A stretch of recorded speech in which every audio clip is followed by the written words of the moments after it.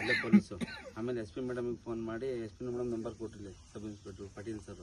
ಅವಾಗ SP ಮೇಡಮಿಗೆ phone ಮಾಡಿ SP madam ನಾನು ಹೇಳ್ತೀನಿರಪ್ಪ ಅಂತಂದಮೇಲೆ ಆಮೇಲೆ ಅಲ್ಲಿ ಫೋನ್ ಮಾಡಿ ಚೆನ್ನಾಗಿ ರೆಸ್ಪಾನ್ಸೇ ಮಾಡಿದೆ ಸರ್. 1 ಅವರ್ 2 ಅವರ್ ಜಲ್ದಿ ಕೊಡ್ಬೇಕು ಮಾಡಿ 2 ಅವರ್ ಲೇಟ್ ಮಾಡಿದೆ ಸರ್.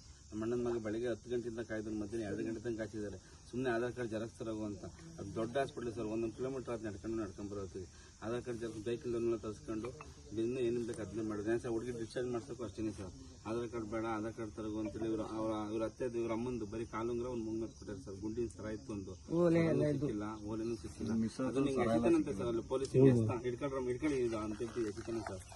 ನಾನು ಅಲ್ಲಿದ್ದಿದ್ರೆ ಅಷ್ಟು ಗೊತ್ತಿರಲಿಲ್ಲ ಸರ್. ನಾನು ಈ ಕಡೆ ಬಂದ್ಬಿಟ್ಟು ಯಾರಿಗೆ ಇವರ ಮಗಳಿಗೆ ನಮ್ಮ ಮಗಳಿಗೆ ಕೈ ಕೊಟ್ಟಿದ್ದಾರೆ. ಅದು ಅವ್ರ ಅಜ್ಜಿದು ಅಂತ ಗೊತ್ತಿಲ್ಲ. ಅದಕ್ಕೆ ಚಿಕ್ಕಮಂಗ್ಳೂರಿಗೆ ತಗೊಂಡೋಗೋದಕ್ಕೆ ಒಂದ್ 2 ಕಾಲುಂಗ್ರ ಮಾತ್ರ.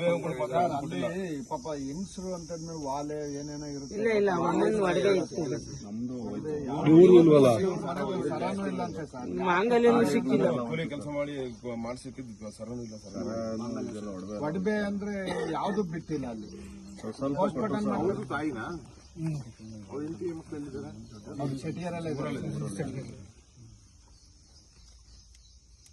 ಏನು ಸಿಕ್ಕಿಲ್ಲ. ಒಡವೆ ಕೆಲವರವೆಲ್ಲ ಸಿಕ್ಕಿದಾವೆ ಸರ್. ನಮ್ಮ ಮಗಳು ಸಿಕ್ಕಿತಿ. ಅದೇಕೆ ಸುಳ್ಳು ಹೇಳ್ಬಾರ್ದು. ನಮ್ಮ ಮಗಳು ಕೊಟ್ಟಿದ್ದಾರೆ ಮಂಗಲ.